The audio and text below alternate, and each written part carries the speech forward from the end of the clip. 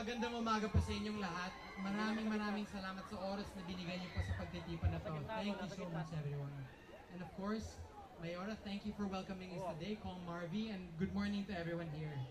Unang-una po, maraming salamat sa inyong tiwala, suporta at pagmamahal na binigay niyo po sa aking pamilya for more than 10 years, 20 years. Maraming salamat po sa inyo.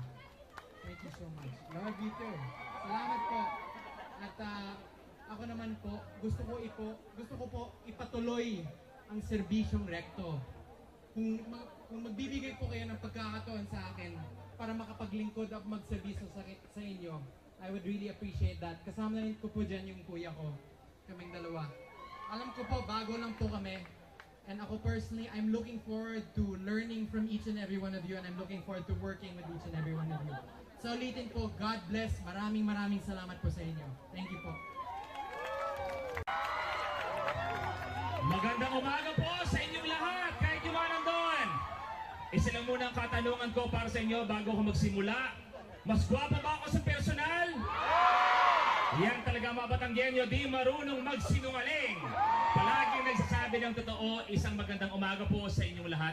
At gusto ko lang sabihin, gusto ko lang ikwento sa inyo, nung ako'y bata pa lamang, nagsimula ang serbisyo ng aming pamilya sa Batangas. Si Tito Ralph ay nagsimula bilang kongresista, at syempre ang mami ko si Tito Ralph, nagkongresista, nagsenador, and I love you too! Pero malinaw po, may asawa na po ako. Malinaw po.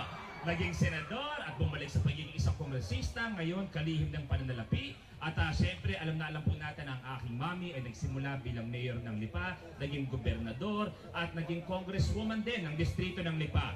At simulat sa pool, alam ko kung gaano kamahal ng aming pamilya ang buong lalawigan ng Batangas. At sobra-sobra pa doon ang pagmamahal na binibigay ng bawat Batanggenyo sa aming pamilya. Kaya ngayon pa lang, maraming salamat po sa inyong lahat, sa inyong pinapakitang suporta at pagmamahal. Kaya po kami nandito dahil marami pong nagte-text, marami nagde-message po sa amin. Isa sa mga namimiss at aming ibabalik. Ibabalik po namin ang namimiss at hinahagad ng lahat, ang serbisyong may talino. Ibabalik po namin ang hinahanap ng bawat Batanggenyo na serbisyong may puso. At dahil nandito na rin ako, magdadagdag ako ng swerte sa buhay ng bawat Batanggenyo. Mabuhay po ang bawat Batanggenyo, mabuhay po ang lalawigan na mahal natin, ang Batangas! Maraming salamat po. Recto! Maraming salamat po. I love you! Maraming salamat po. Marami din eh. Ay, naku, sadya nanay. Ay sadya, ay kahit paano pwede ko bang sabihin na balik ako dito sa bahay ko? Ay sadya naman, naging bahay ko rin po ito ng 9 na taon. Kaya andito pa rin po yung mga minamahal kong pamilya, yung mga empleyado, mga department heads, sa 9 na taon na ako po'y ginabayan.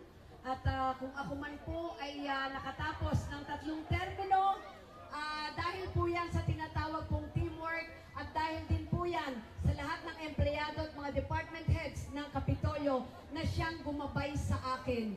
Kaya mula sa puso, maraming salamat po. Ay ako'y babalik din eh! Okay ba sa inyo? Tayo po'y nahilingan na tayo raw po'y magbalik din eh. Ay hindi ho ako mag-isang babalik din eh, kasama ko pa yung mga anak ko. Akalain niyo po, 24 years, 24 na taon, ako po'y naging isang public servant. Una, nung ako po'y mayor ng 1998 sa lungsod ng Lipa, nandito rin po ang mga pamilya ko sa Lipa mula kay Mayor, Vice at sa mga konsehal. 1998, would you believe 1998 na ako'y maging mayor?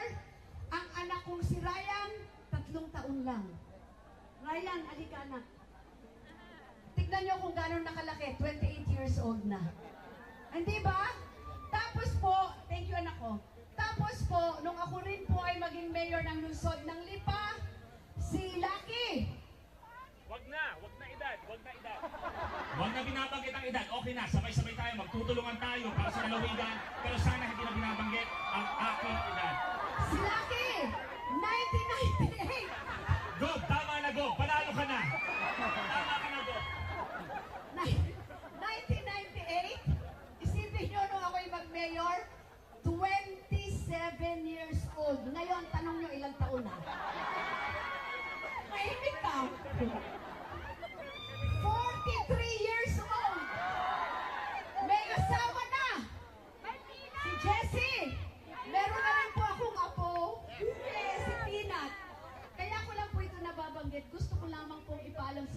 lahat na napakalaki po ng utang na loob namin sa Batangas. Mula po sa aking mentor, sa aking pong bunsong anak, mula kay Lucky, Brian at ang bunso ko pong anak, si Con Sensek. Tama ba? Con Sensek. Baka kung ano sabi ko. Ha? Kasi ito, isa pa to. Puro para ako to eh. Isa pa to. Akala ko sexy. Hanggang ngayon, sekretary na hindi pa rin nawawala ang pagiging maginoong bastos. Ibig ko lang sabihin, kaya pinapakilala ko lang po dahil ganito po kalaking utang na loob namin sa Batangas. Kayo ang unang nagbigay at nagtiwala sa amin na we can serve Batangas mula po sa aking pong mentor, sa aking asawa, kay Secretary Ralph Recto, mula po sa akin na nakapagsilbi po ng 24 na taon, at ngayon naman po inilalapit ko sa inyo ang aking anak, si Lucky, bilang Vice Governor ng Batangas, at ganoon din po ang aking anak na si Ryan Cristia, para maging representative naman po ng lungsod ng Lipa. Kasi si Secretary ay hindi na po tatakbo eh. Andun na po siya ngayon sa national government. Siya po ngayon ang Secretary of Finance.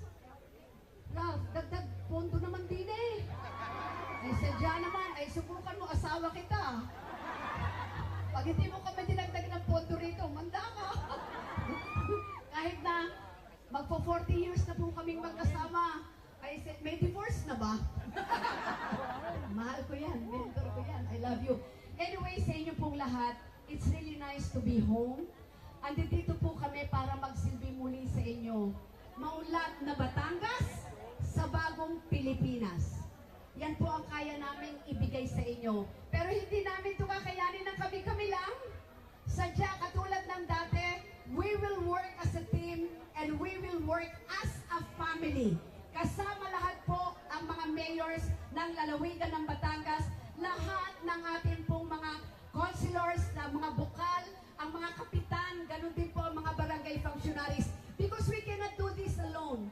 Like before, we have to work as a team and as a family. At handa po kaming magsilbi sa inyong lahat para sa ikatatagumpay pa at ikagaganda pa at ipagmamalaki natin lalawigan ng Batangas. At dito na naman po ako, ay sadya. Kaya sa inyo, maraming salamat po. Always remember, V